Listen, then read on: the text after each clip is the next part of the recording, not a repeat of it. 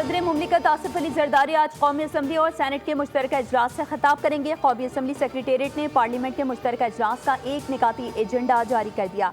Report के मुताबिक कौमी असम्बली सेक्रेटेरिएट की जानिब से मुश्तरका इजलास के एजेंडे के मुताबिक सदर मुमलिकत आसिफ अली जरदारी पार्लियामेंट के मुश्तरका इजलास से खिताब करेंगे।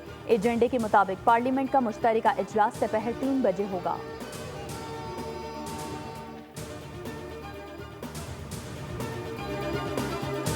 वज़ीर-ए-आज़म की ज़ेरे सदारत अहम इजलास हुआवे टेक्नोलॉजीज़ के साथ तरबियती प्रोग्राम का जायज़ा लिया गया।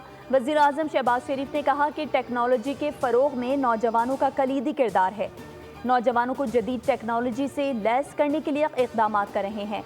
ICT प्रोग्राम से रोज़गार के हुसूल में मदद मिलेगी। चीनी कंपनी का पाकिस्तान में जदीद तरबियती प्रोग्राम के लिए अपने अज़्म का इजहार।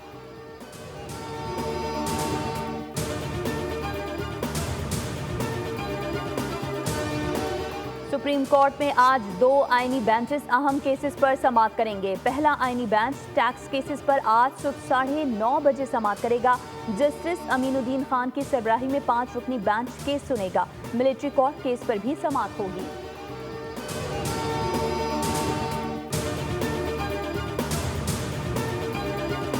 $1 अरब की अगली किस्त के हुसूल के लिए इक़्तिसादी जायजा मुज़ाकरात पाकिस्तानी हुकाम और IMF मिशन के दरमियान आज बातचीत होगी। पॉलिसी सतह के मुज़ाकरात में नए माली साल का बजट मौजू होगा। ICC की मेहरबानियां, एक ही वेन्यू पर तमाम मैचेस खेलने का एडवांटेज। भारत ने भरपूर फायदा उठाते हुए चैंपियंस ट्रॉफी अपने नाम कर ली। फाइनल में कीवीज किसी भी मरहले पर अपनी बालादस्ती साबित नहीं कर सके। 252 रन का हदफ भारत ने बगैर किसी मुश्किल के 6 विकेटों पर हासिल कर लिया। 76 रन बनाने वाले Rohit Sharma man of the match करार पाए। Players of the series Kiwi cricketer Rachin Ravindra रहे। दुबई में खेलकर भारत ने इवेंट का पूरा फायदा उठाया। साबिक क्रिकेटर तनवीर अहमद की खेल का जुनून में गुफ्तगू। कहा, ICC और जय शाह एक ही हैं। 2023 का एशिया कप दुबई में हुआ। किसी बोर्ड ने भारत पर तनकीद नहीं की।